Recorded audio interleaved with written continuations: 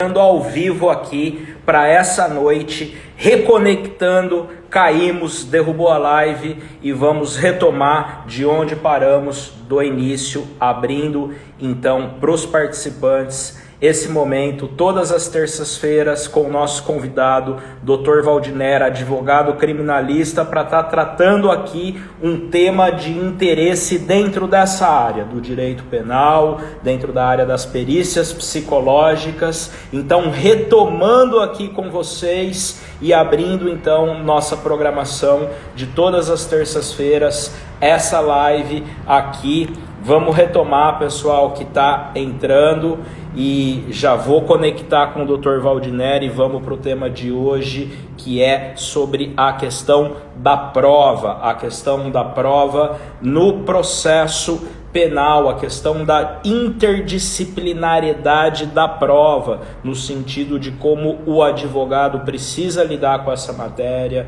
o perito psicólogo com essa matéria da produção da prova, da testemunha, e no caso hoje especificamente nós vamos falar sobre a questão do reconhecimento. Pessoal, desculpa, derrubou a conexão aqui, o pessoal que está presente, entrando ao vivo, e agora a gente reinicia e vai de novo aqui na sequência. Não se preocupem que a questão já está resolvida, só conectar com o nosso convidado. Então, para você que participa, que está atento na programação, hoje, terça-feira, todas as terças-feiras, inclusive a presença do Dr. Valdiner aqui, para poder então tratar de temas ligados à área do direito criminal. Então, já o pessoal já entrou aqui, bem-vindos de volta. E agora só aguardar a presença do Dr. Valdiner para a gente fazer essa reabertura da live e então abrir o tema. Beleza? Bem-vindos.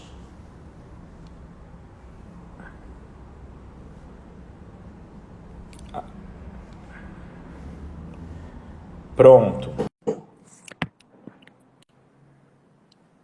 Já chamei o Dr. Valdiner aqui, então vamos retomar a conexão, o ponto. Doutor, voltamos, doutor. Nossa conexão, mas vamos retomar aqui com o senhor, o ponto do início. Voltamos, tá me ouvindo? Estou te ouvindo sim, muito bom. É uma pena o que aconteceu, que às vezes cai e não depende da gente, né? Eu estava dizendo, doutor, sobre, lamentavelmente, da cultura brasileira, da cultura que se tem na nossa sociedade, em discriminar o trabalho do advogado, em descredibilizar o trabalho do advogado.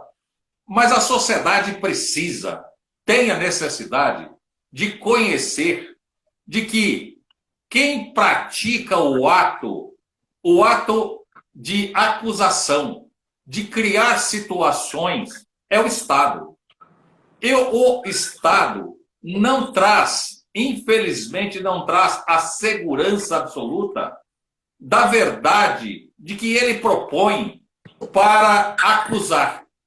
Ele tanto acusa um culpado, um autor culpado, quanto acusa um autor, ou seja, uma pessoa para que seja autor de um fato. E aí é onde se trata do nosso tema de hoje. O grande problema é o Estado apresentar uma pessoa e demonstrar que aquela pessoa mostra uma fotografia para que ele fosse reconhecida, uma pessoa ser reconhecida por fotografia. Recentemente, eu inclusive postei na nossa página um fato ocorrido lá em Goiás, também em Goiás, me esqueço agora o nome da cidade, se viram, eu falo daqui a pouco. Uma menina foi estuprada por volta lá de 2015, 2013, por aí.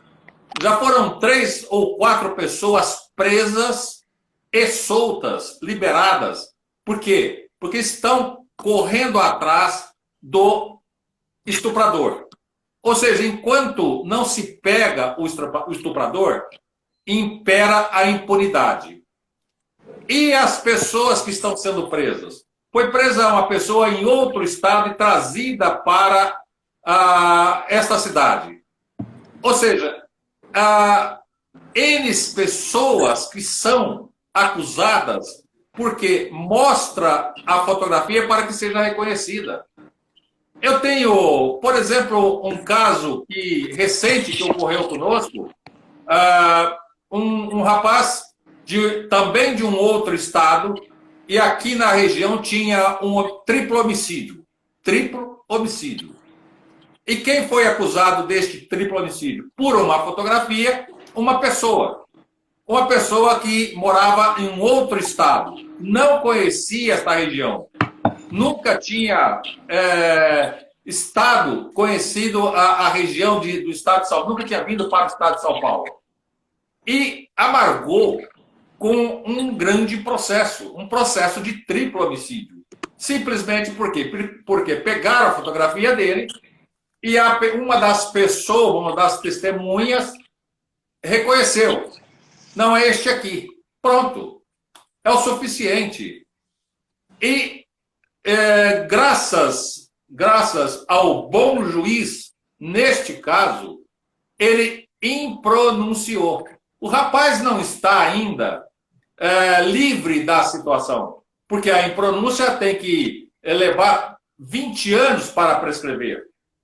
Então, este processo continua nas costas, nos ombros dessa pessoa por 20 anos, até que realmente, de fato, possa aparecer o autor dos fatos.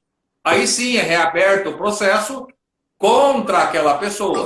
Mas, se não pegaram até agora, ou seja, vai o Estado ter competência para pegar, para trazê-lo para ser processado, para que não haja e não se consuma a impunidade? É complicado. Ou seja, a vulnerabilidade da prova por fotografia. Então, recentemente, o STJ definiu, informando, dando ciência do risco e determinando na jurisprudência de que não é válida a prova, uma prova calcada na apresentação para que seja reconhecida a pessoa do acusado como pela fotografia, como sendo o autor e mostrando a fotografia e fazendo o reconhecimento daquela pessoa não serve para que tenha como base, prova básica para uma possível condenação. A prova, eu quero te dizer o seguinte, ela como já disse em outras lives, tudo que se tem, que se vem para o processo legal, doutor, não se joga absolutamente nada fora. Tudo é aproveitável. Até o que não presta é aproveitável. Lamentavelmente, talvez, o quem não presta, o autor de fatos, de crimes, etc., não presta. Mas para a sociedade ele é aproveitável. Aproveitável de uma forma, é aproveitável de determinadas outras formas. Ou seja, é um ser humano. É um ser humano desprezível ou não desprezível. Mas o que não pode e que não deve de forma alguma é o Estado, é o Poder Judiciário se valer de provas de reconstituição ou de... me esqueci agora a palavra, fugiu, doutor, me ajuda aí. Mostrar a fotografia... De reconstituição, de reconhecimento, né? De reconhecimento, não é reconstituição, reconhecimento. Isso. Posso te afirmar mais uma coisa. Eu tive um outro fato de conhecimento em que os desembargadores foi levado a fazer uma sustentação oral em que houve mais um estupro. Estou falando de estupro porque é um crime nojento. Este estupro, uma criança foi estuprada por 3 pessoas. Por 3 pessoas. Horrendo. Tá. 3 pessoas foram. Uma delas não foi condenada por ter sido pessoa menor. Então, esta não foi condenada. Mas as outras 2 pessoas foram condenadas penas pesadas. Tá. Mas como foi o reconhecimento? O reconhecimento foi por fotografias. E os estupros? E o estupro. Correto? O estupro. O estupro ocorreu 3 pessoas estuprando uma menina. A acusação é esta. É horrenda, é suja, é nojenta. Tá, mas a acusação, ou seja, os fatos, segundo a acusação, cada estupro ocorreu no mesmo horário, no mesmo dia, com as 3 pessoas e com a vítima. No mesmo dia, no mesmo horário. Só que tem um detalhezinho. A 10 quilômetros de distância de cada local. É possível isso? Como agora recente, se lembra o pessoal, se lembra os nossos colegas, agora recente na TV, no Fantástico, recente, domingo, passou uma reportagem, inclusive eu quero aqui parabenizar o Projeto Inocência. Quero sim parabenizar os nossos colegas do Projeto Inocência. Que maravilha! Neste caso de domingo do Fantástico, a pessoa, segundo o que foi nos passado pela TV, a pessoa presa por 3 anos, ela estava não sei quantos quilômetros e foi internada.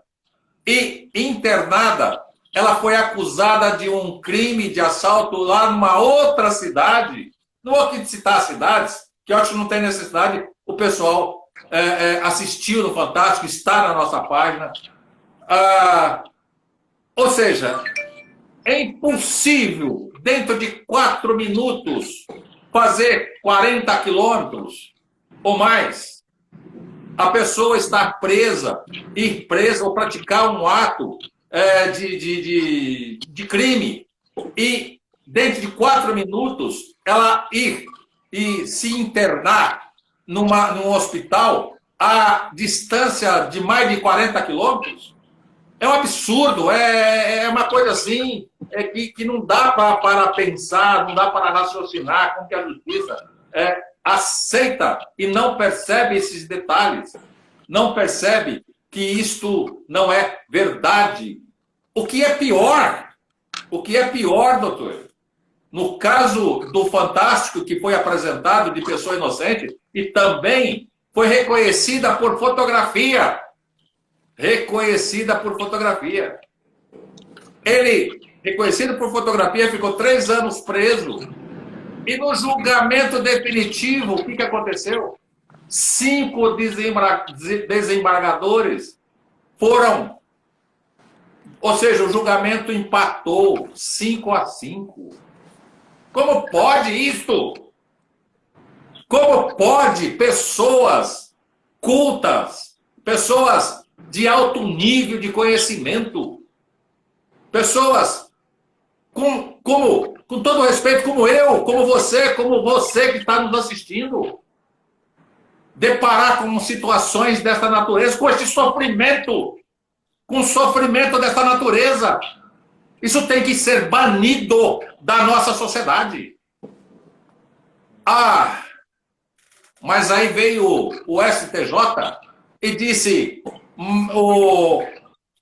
não observando o artigo 226 do CPP, o artigo 226, que trata exatamente desta apresentação de fotografia, desse reconhecimento fotográfico, se não atender esses dispositivos, aí não vale para julgamento esta prova. Ou seja, quantos marginais, quantos autores de crimes irão se beneficiar disso? Olha que situação delicada. Olha que situação delicada. Apresentada a minha foto, sou autor de um homicídio, de um assalto, tráfico de drogas, de um estupro. Aí eu digo que, ou seja, eu dou um jeito para demonstrar que não sou eu. Ou seja, de alguma forma, esta fotografia demonstra medo para a vítima. Ou seja, várias circunstâncias poderá vir a ocorrer. E quem é o autor de crimes, doutor? Tenha uma ficha extensa. Estas pessoas sabem se defender na justiça. Tem experiência, sabe mais do que muitos advogados como se defender. Mas aquela pessoa inocente que foi pego, que foi inocente e foi processada e condenada porque a sua fotografia foi exibida e ele é reconhecido como autor de um fato, ele não sabe se defender. Ele não tem como se defender, primeiro porque ele não participou do fato. Ele só sabe dizer não. Ele não participou, não sabe quem é o acusado, quem é a vítima, como foi que ocorreram os fatos, que momento foi que se ocorreu, ou de que forma, de que ângulo. Ou seja, ele não participou, ele não estava no local do palco daquela situação. O que é mais grave? O Estado, infelizmente, já tem uma prática enorme de se socorrer dos prontos socorros quando se tem notícia de que o acusado tomou-se um tiro, ou ele tomou-se uma facada, ou foi lesionado. Então, vão até os prontos socorros para localizar alguém que naquele instante ou durante aquelas horas, de horas tais às horas tais, possivelmente alguém teria se dado entrada a um pronto-socorro com ferimento. Basta. Não é só a fotografia. Este que também foi se servir lá do pronto-socorro, do socorro médico, uma pessoa que não sabe absolutamente nada sobre crime, por azar, neste período, ele vai e dá entrada num hospital. O que acontece? O Estado vai lá e o acusa de ter sido o autor daquele crime, que ele não sabe, não passa pela sua cabeça que isso aconteceu, que existiu esse crime, mas esse crime recai sobre a cabeça dele, sobre os ombros dele. E aí, mostra-se a fotografia, esta pessoa vai lá nas constituições do início dos indícios de provas indiciárias, etc. Aí a pessoa, às vezes, a pessoa já está abalada com a circunstância, diz, olha, é semelhante, parece. Ou seja, tem uma semelhança, uma aparência por fotografia, é levada a fotografia daquela pessoa na maca e daí já condiciona como sendo o autor. E daí as responsabilidades daquele que apresenta, daquele que produz a prova, daquele que aceita a prova, daquele que continua fazendo com que aquela prova contra aquela pessoa inocente, ela continua sendo válida para que aquela pessoa seja condenada, enquanto que a impunidade prevalece nas costas, ou seja, a favor daquele que é o verdadeiro autor, que realmente praticou a barbaridade.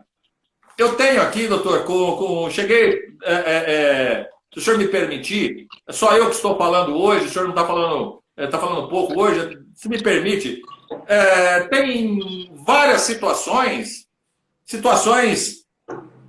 em que eu tive uma ocasião em Itapuranga, Goiás, num tribunal de um júri lá em Itapuranga, Goiás. Eu fui o advogado do rapaz, do acusado, inocente, porque quem teria sido o autor foi o seu funcionário. E ele, inocente, foi condenado. O que é pior, tinha um advogado, com todo respeito, tinha um advogado que, segundo as informações, estava ele no processo e advogava para Deus e o diabo. E ele foi reconhecido por foto.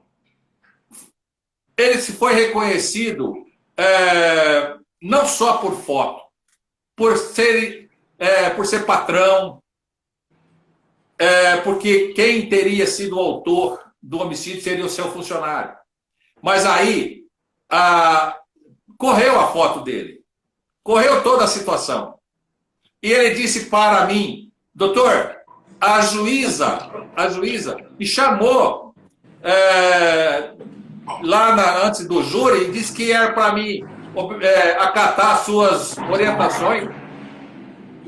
E tá, e daí? Você é louco? Vai acatar as orientações do juízo contra você? Sim.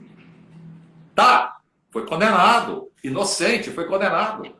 Porque a minha luta, doutor, não é só o problema da prova fotográfica, que ela é vulnerável, é uma prova frágil. Eu posso dizer para o doutor, tanto tenho experiência com relação à prova frágil, quanto desta prova que, como frágil, ela apresentada pelo autor do crime, em que vai criar uma dúvida no juízo, ele também aproveita. Quantos destas pessoas não fazem a reconstituição facial para modificar? Percebeu? Então, é fotografia. São tiradas fotografias. Graças à tecnologia, isso está aparecendo. Não só está aparecendo, doutor, a fragilidade do Estado, o caminho que o Estado toma de equívocos e também está moldando-se para os acertos, que é muito bom para nós, muito bom para a sociedade. Essa visão. E é interessante essa pontuação que o doutor faz no sentido da fragilidade, não só da prova, mas do aparato do Estado naquilo que ele está estruturado também para ser capaz de condenar. E, ao mesmo tempo, quando ele é insuficiente, falha também toda essa estrutura e que recai sobre a sociedade, né? Ou seja, é também uma violência estrutural, né? Porque vem do Estado deixando de cumprir o seu papel com efetividade e recai, né, isso estruturalmente para as pessoas que estão vivendo. Tanto, por exemplo, como o doutor colocou, né, de situações do Projeto Inocência, até da própria carreira profissional também, de casos importantes, e inclusive casos que o doutor pôde participar, que traz essa tensão, esse drama, né, de uma acusação que recai sobre alguém, também por falha de um inocente, né, um inocente que, né, vai sendo culpabilizado, também por falha do Estado, do aparato. E aí a questão de como a vítima, achei muito interessante esse ponto abordado, de como a vítima, ela não sabe se defender, no sentido de que ela está sendo só acusada, ou seja, não é uma situação que ela participou. Muito bem colocado pelo doutor, porque existe uma situação de quando que só sabe o autor e a vítima de quem participou, o que de fato aconteceu.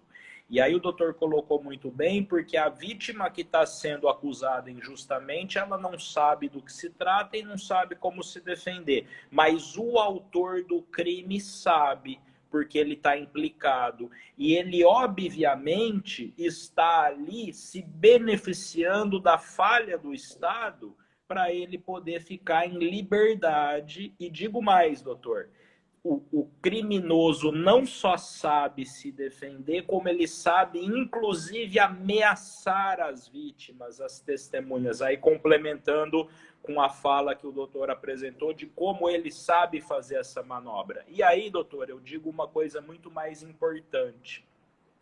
Mais importante não, desculpa, no sentido de um acréscimo, né? Olha como também é importante não se ter a ingenuidade. Ou seja, será que o Estado trata com ingenuidade sobre a personalidade de um criminoso, que ele despreza como o criminoso age para ficar impune e enganar a justiça? Mas não só isso, a questão da impunidade, a questão do malefício que ele causa, inclusive porque ele está implicado em cometer atos criminais.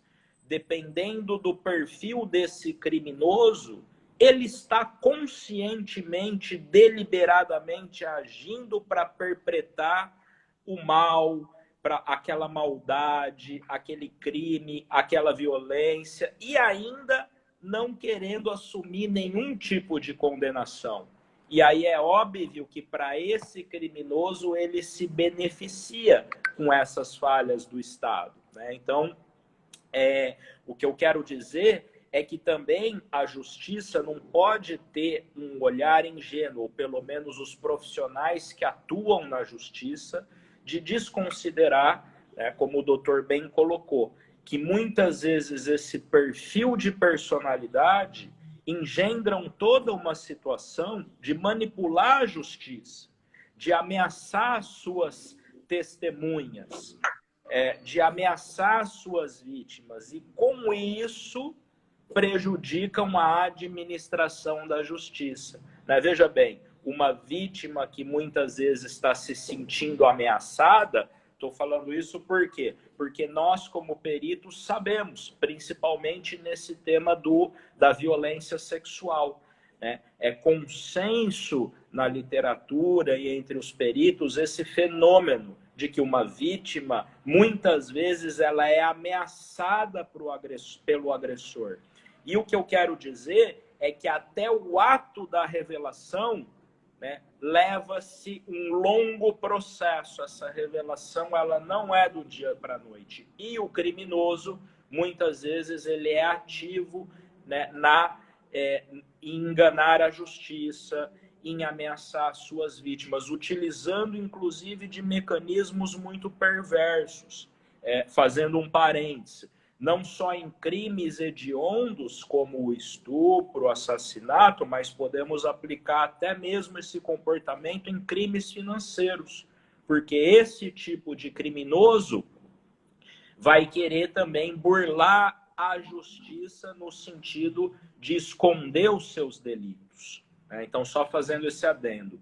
Mas a questão, né, que o doutor está colocando aqui, então, da fragilidade, né, dessas provas, do reconhecimento e as consequências ali sociais. Eu acredito que, dessa maneira, nos traz uma reflexão muito importante sobre essas considerações no sentido de pensar mais amplamente, né? São noções, eu diria, de direito, de sociologia, para compreender esse funcionamento da sociedade.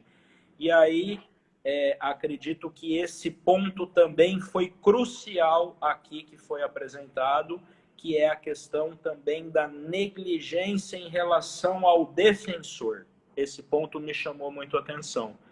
Como a sociedade ainda vê o defensor e que é justamente aquele que vai equilibrar uma situação como essa, por exemplo, que nós estamos ilustrando aqui, de uma fragilidade de provas do reconhecimento. E aí podemos até depois pensar sobre a fragilidade da matéria da prova, que é a testemunha, seja um reconhecimento, que eu queria acrescentar assim, muitas vezes um reconhecimento por foto pode ser tão frágil quanto talvez um depoimento de uma testemunha, porque ambos se baseiam na percepção de uma pessoa sobre o fenômeno, e a percepção pode ter também problemas.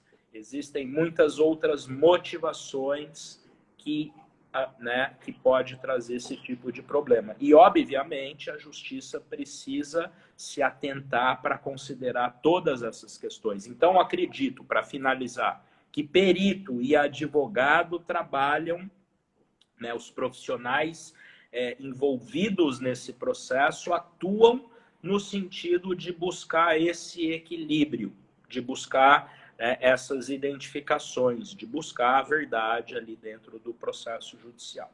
Era essas minhas contribuições. Doutor, eu tenho para uma observação a fazer com relação ao que o doutor acabou de nos brindar. Eu entendo que a colaboração ela vem de todo lado. Ela faz parte de um todo, não é fracionado. Segurança pública, judiciário, defesa, perito, tudo isso faz parte de um todo. Se esse um todo, independentemente, mas de forma muito equilibrada, com uma alta vontade de ser realmente lícito, consciente. Às vezes, as pessoas utilizam esta expressão moral de uma forma pejorativa.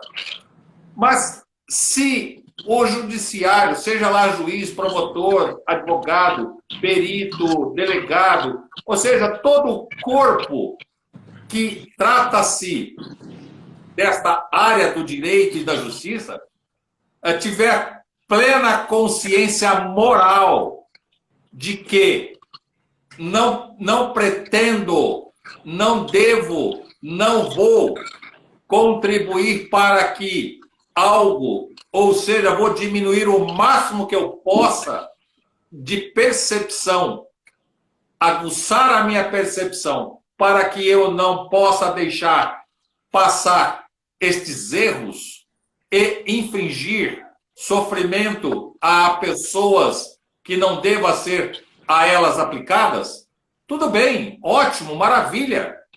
É assim que entendo que a justiça deveria proceder.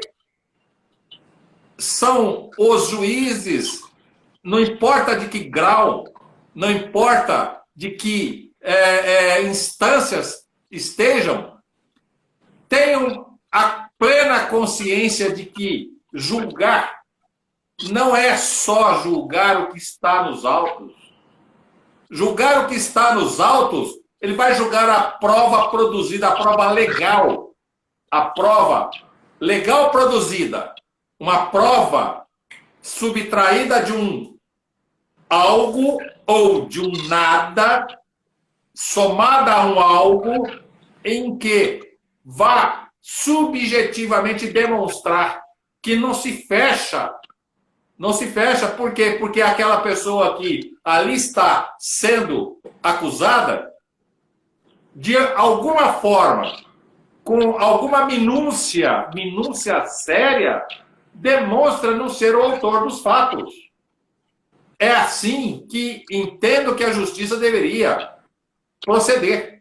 Ao contrário, também ela deveria se valer quando os fatos estão sendo de outra forma aplicados. Aplicados no golpe, aplicados tentando fazer com que a justiça seja ludibriada. Ou seja, dá para perceber tudo isso.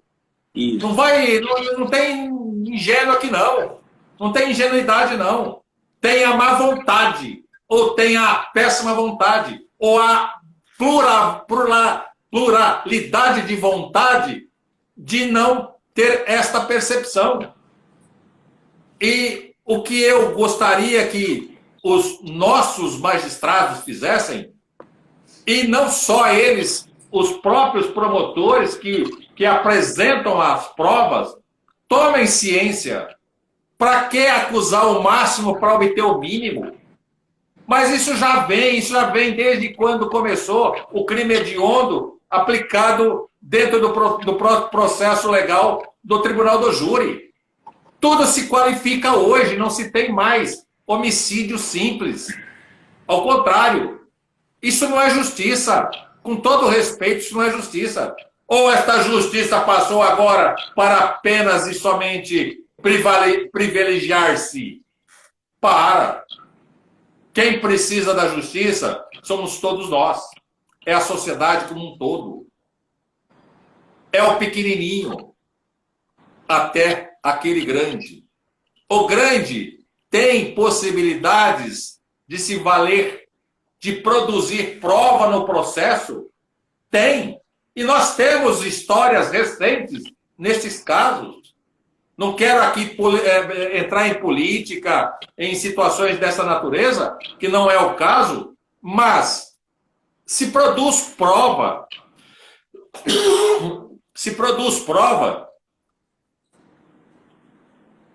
para que seja julgada.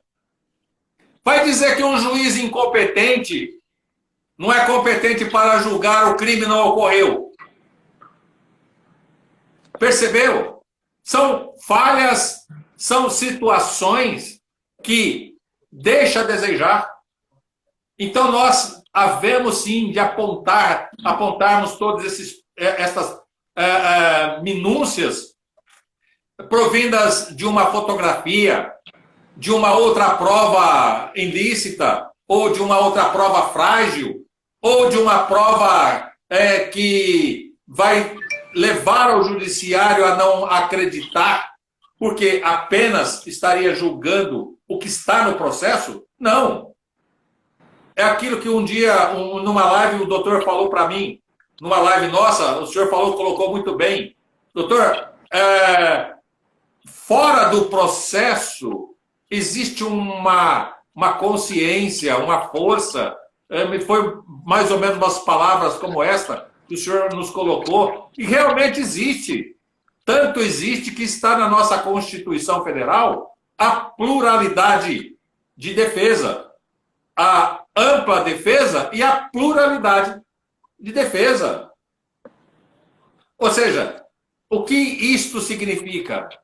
É que o Estado infelizmente, também se demonstra a nível baixo de desejo de equilíbrio de uma justiça justa, de uma aplicabilidade de uma justiça justa. Infelizmente, é isso que acontece. E aí são muitas falhas, né, que deixam a eficácia do processo judicial ou garantir aquilo que seria o dever, então, do Estado. Acaba acontecendo muitas deficiências, né, doutor?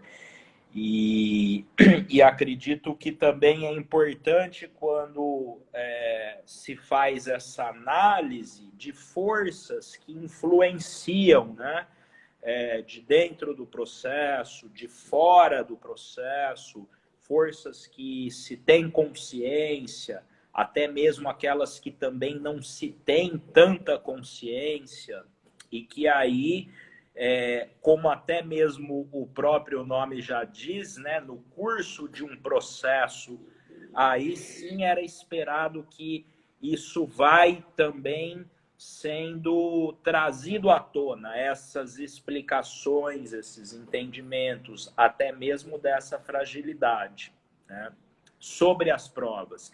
Então, essa matéria, ela é, ao meu ver, é fundamental no sentido de compreender que as provas formadas, né, dessa natureza, eu até costumo classificar, porque já vi referências na literatura, num sentido de também uma hierarquia dentro dessa produção, né? É claro que existe algo que me convence muito mais do que algo que é muito falho nesse convencimento. Então, eu tenho níveis de hierarquias, né? E aí eu estou falando também de processos psicológicos, entrando um pouquinho naquele tema que a gente trabalha aqui também ao longo do tempo das tomadas de decisão, né? do júri, do juiz, nesses termos das tomadas de decisões. E psicologicamente, num processo de tomada de decisão, existem também hierarquias de provas que causam um maior grau de convicção. Então, isso é muito interessante também, né? Falando, dando exemplos assim muito simples, mas a gente pode verificar aquilo que nos traz uma confiabilidade maior, que nos convence maior. Então, por isso que esse tema da prova, essa matéria que a gente trata aqui, essa matéria é uma matéria muito importante nesse sentido. E ela vai levar também nessa outra matéria, que é tema, inclusive, de outras lives aí, nossa, já dando spoiler, que é também essa questão do convencimento, né? Veja, esse esforço do convencimento, porque eu acredito também que é um esforço do convencimento, um esforço da defesa, um esforço ali do perito, e como o doutor colocou, muitos profissionais ali dentro dessa situação, numa interdisciplinariedade, né, também. Porque, veja bem, só um parêntese, se o doutor me permitir, eu costumo passar assim também um pouco para os meus alunos, né, pela experiência de perito, principalmente quando eu vejo que o aluno ou o profissional está no início ali da carreira e conseguindo fazer os seus primeiros raciocínios, estabelecer e apresentar esses primeiros trabalhos. E aí ele vai se deparar com uma segunda dificuldade, veja bem, não basta simplesmente ele exercer o ato pericial e raciocinar e compreender. Aí ele vai precisar saber comunicar, muitas vezes também convencer, né? Expor aquilo que através da pesquisa dele, do saber que ele tem, existe também um esforço que esse profissional vai precisar fazer. Não basta ele simplesmente compreender o fenômeno, mas ele também precisa ali de se esforçar para que as palavras dele sejam claras, para que todo mundo compreenda, para que aquilo tenha um convencimento. Então, ele também trabalha na área do convencimento. É preciso que esse profissional saiba disso.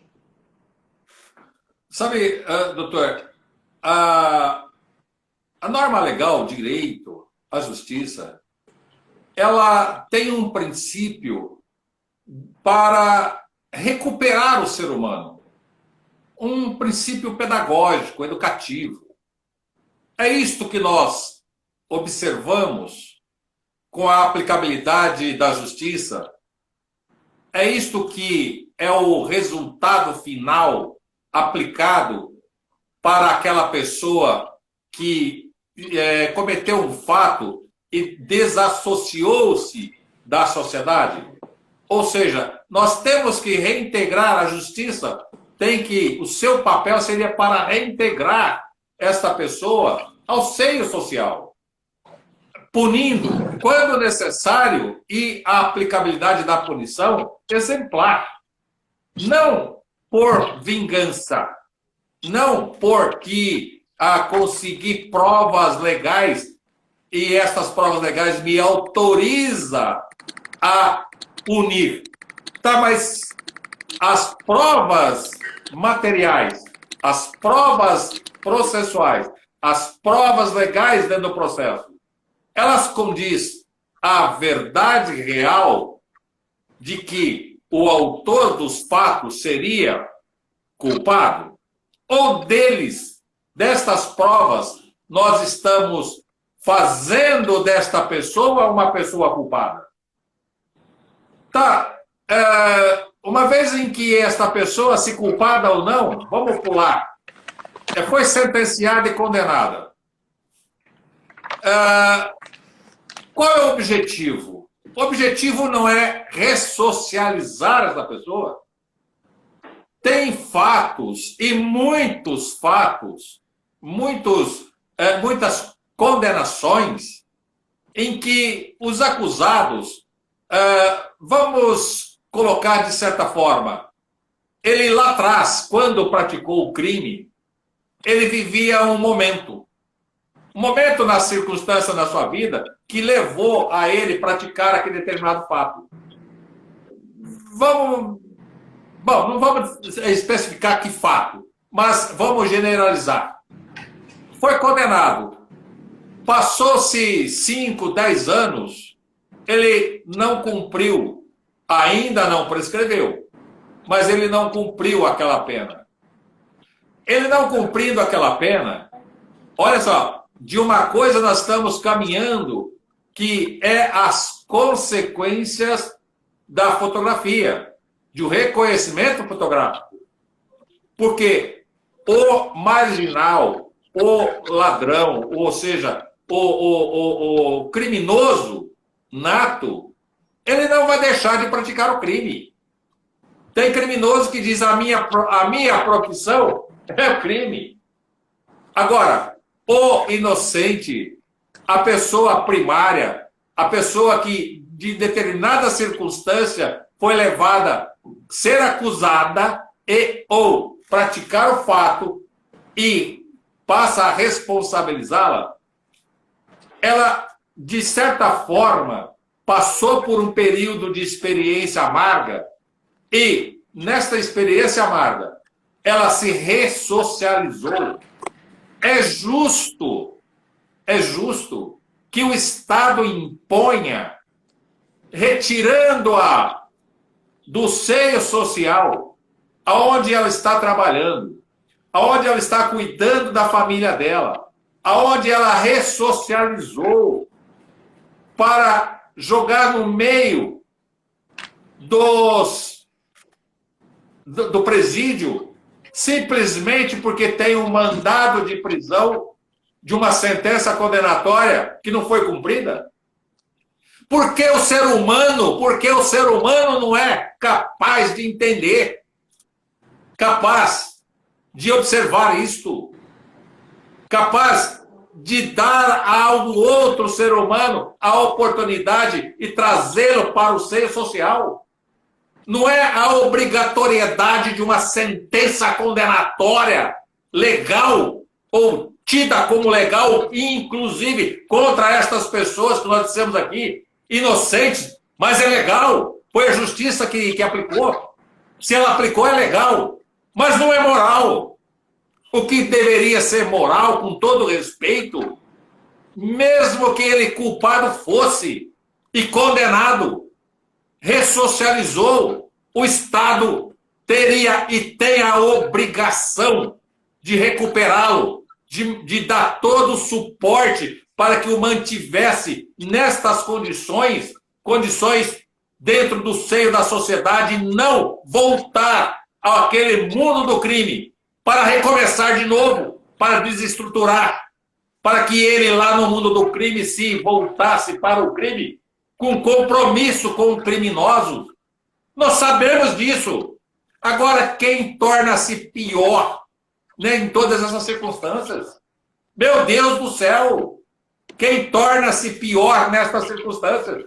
Quem está na caneta, quem está determinando pela caneta ou aquele que praticou o fato e se ressocializou. A sociedade, nosso poder judiciário, haveríamos de dar um passo à frente, com todo respeito. E gostaria mais, doutor, gostaria mais. Nós, advogados, muitas vezes deixamos passar a essência da natureza dos fatos, da história dos fatos. Ou seja, existem pessoas maléficas, extremamente maléficas, que utilizam outra pessoa para se cometer crimes.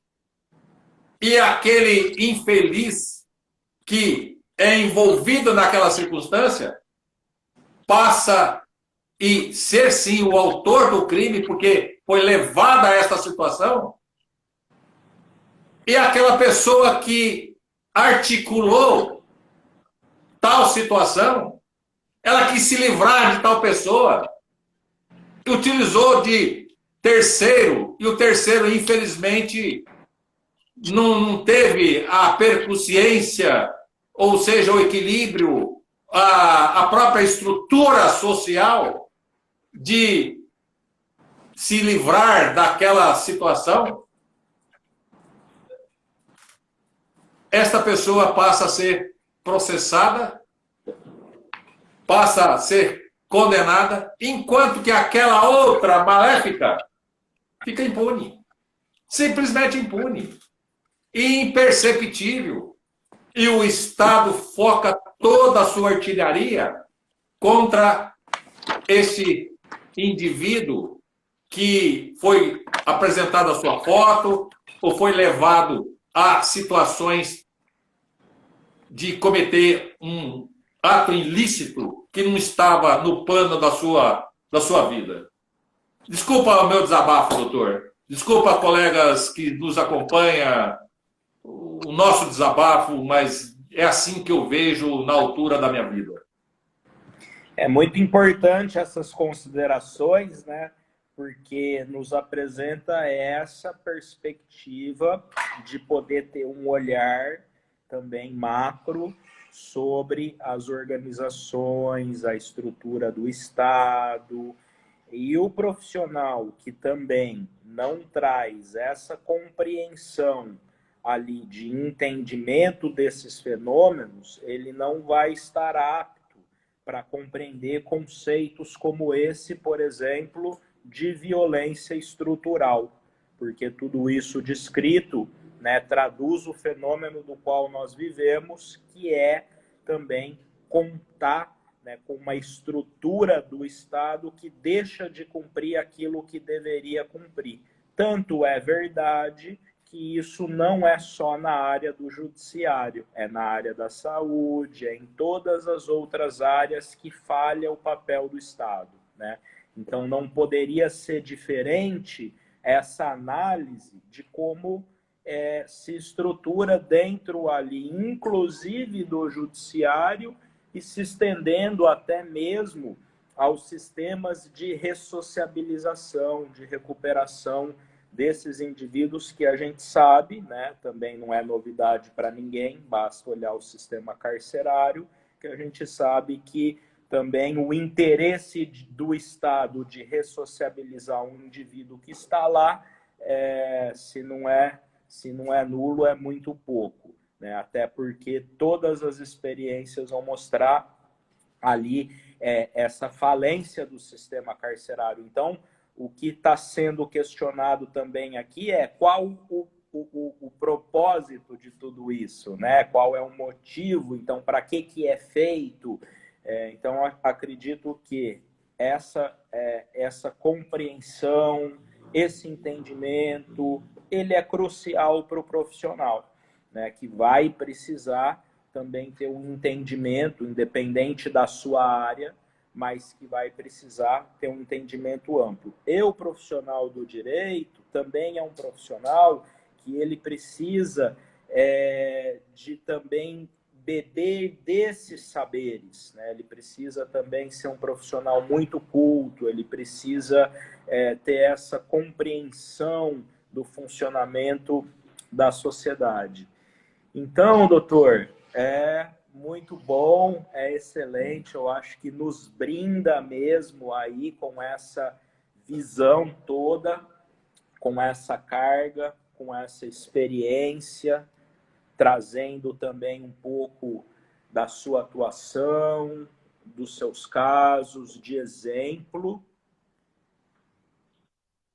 Pronto, voltou a conexão aqui, que nos brinda, né, trazendo aqui essa compreensão toda, que é fruto da sua experiência, dos casos, do estudo, né, de muito elaborar também essas questões, e que aqui, inclusive, né, como diz o ditado, ao vivo, já a velocidade de resposta, né, porque quem sabe faz ao vivo, então aqui estamos vendo, né, nessa oportunidade ao vivo, a cores, né, por isso que acho importante os colegas que participam, né, conosco desses estudos, que já é um ritual que acontece todas as terças-feiras, com a vossa presença aqui também, podendo justamente trazer para nós, né, para a audiência também aqui, muitas informações importantes. Então, nesse ritual, todas as terças-feiras, e o ao vivo também é muito poderoso. Eu sei que tem colegas que não podem, que assistem depois, mas os colegas que participam, que estão aqui, que estão ao vivo, que interagem com a gente também, que na live ou depois, ao longo da semana, e assim a gente vai trazendo esse conteúdo. Então, doutor, isso muito nos brinda, agradeço. Ao que hoje não conseguimos responder, se teve alguma questão, alguma dúvida, com certeza a gente responde ao longo da semana, pode enviar para o doutor, né, ali no perfil. Quem não está no perfil já vai lá, minha recomendação, vai lá no perfil do Dr. Valdinero, é só clicar aqui, né, que está acompanhando, já sai lá no perfil, já acompanha também os conteúdos, né, porque o pessoal que tem mais interesse nessa área criminal acompanha o conteúdo, trabalho do doutor, o site, né, tem uma série de trabalhos, o livro que foi divulgado, então é uma maneira de acompanhar o conteúdo, de estar presente também, todas, né, participando aqui. Com certeza a gente responde e também nos motiva, e é tema, né? Vai nos dando também, nos municiando aí para os próximos temas, né? O que vocês querem saber para as próximas lives. Mas só antes de finalizar aqui, ó, já sabe, quem tá aqui, terça que vem, 7h05, nesse mesmo horário, o doutor vai estar aqui para também continuar os esclarecimentos sobre a matéria, né, do direito penal, da matéria ligado aí, que faz tanta interface, né, doutor? Então, queria deixar esses agradecimentos e aí deixar o tempo para o doutor fazer as últimas considerações e a gente pode encerrar aqui a noite de hoje. Doutor Felipe, eu agradeço o caro amigo por mais esta oportunidade e também hoje tive observando os nossos colegas, a participação dos nossos colegas, quantos colegas que dedicam e participam conosco. Quero levar a eles o nosso carinho, o nosso respeito e a nossa admiração por todos, e que eles possam, com absoluta certeza, junto conosco, confiando no nosso trabalho, que nós possamos colaborar com este nosso país, com nossas instituições, que possamos, quiçá, se não lá para o futuro, e que isso possa ser aplicado já também aqui diante, no presente, e que a nossa sociedade possa se beneficiar. Um grande abraço a todos, um grande abraço ao amigo. Muito obrigado. Muito obrigado.